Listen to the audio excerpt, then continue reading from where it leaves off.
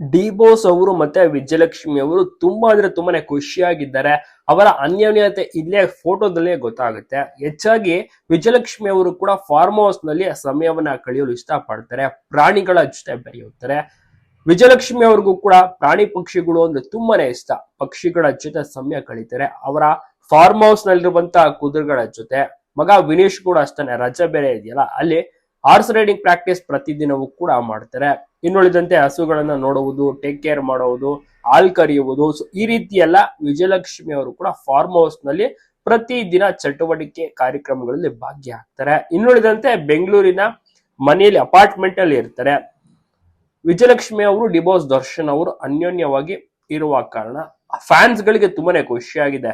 ಮತ್ತೆ ಡಿಬೋಸ್ ಅವರು farm house ನಲ್ಲಿ ಇರುವಂತಹ ಟೈಮ್ ನಲ್ಲೆಲ್ಲ ಮೈಸೂರು ಚಾಮುಂಡಿ ಬೆಟ್ಟಕ್ಕೆ ಹೋಗಿ ದೇವರ ದರ್ಶನವನ್ನ ಆಗಾಗ ಪಡೆದುಕೊಂಡು ಬರ್ತಾರೆ.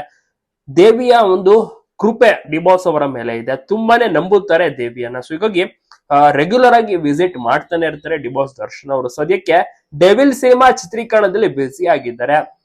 ಡೆವಿಲ್ ಸಿನಿಮಾ ಚಿತ್ರೀಕರಣ ತುಂಬಾನೇ ಟೈಟ್ ಸೆಕ್ಯೂರಿಟಿಯಲ್ಲಿ ನಡೀತಾ ಇದೆ. ಪೊಲೀಸ್ ಬಿಗಿ ಬಂದೋಬಸ್ತ್ ಕೂಡ. ಮೈಸೂರಿನಲ್ಲಿ ಚಿತ್ರೀಕರಣವು ಕೂಡ ನಡೀತು. ಇದ್ರಲ್ಲಿ ಒಂದು ತುಂಬಾನೇ ಚೆನ್ನಾಗಿರುವಂತಹ ಪಾತ್ರವನ್ನ ಡಿಬೋಸ್ ಅವರು ಮಾಡ್ತಾ ಇದ್ದಾರೆ. ಈ ಒಂದು ಸಿನಿಮಾವನ್ನ ನೋಡೋಕೆ ತುಂಬಾ ವೆಯ್ಟ್ ಮಾಡ್ತಾ ಇದ್ದಾರೆ. ಎಕ್ಸ್ಪೆಕ್ಟೇಷನ್ ಕೂಡ ಜಾಸ್ತಿ ಇದೆ. ಒಂದು ವಿಶೇಷವಾದಂತಹ ಪಾತ್ರದಲ್ಲಿ ಡಿಬೋಸ್ ಕಾಣಿಸ್ಕೊತಾ ಇದ್ದಾರೆ. ನಿಮ್ಗೂ ಕೂಡ ಇಷ್ಟನ ವಿಜಯಲಕ್ಷ್ಮಿ ಮತ್ತೆ ಡಿಬೋಸ್ ಅವರ ಜೋಡಿ, ಅವರ ಒಂದು ದಂಪತಿ ತಪ್ಪದೆ ಕಮೆಂಟ್ ಮಾಡಿ. ಯಾರ ದೃಷ್ಟಿಯೂ ಕೂಡ ಬೀಳದಿರಲಿ ಅಂತ ಅಭಿಮಾನಿಗಳು ಈ ಒಂದು ಜೋಡಿನ ನೋಡಿ ವಿಶ್ ಮಾಡಿದ್ದಾರೆ, ಹರಸಿದ್ದಾರೆ.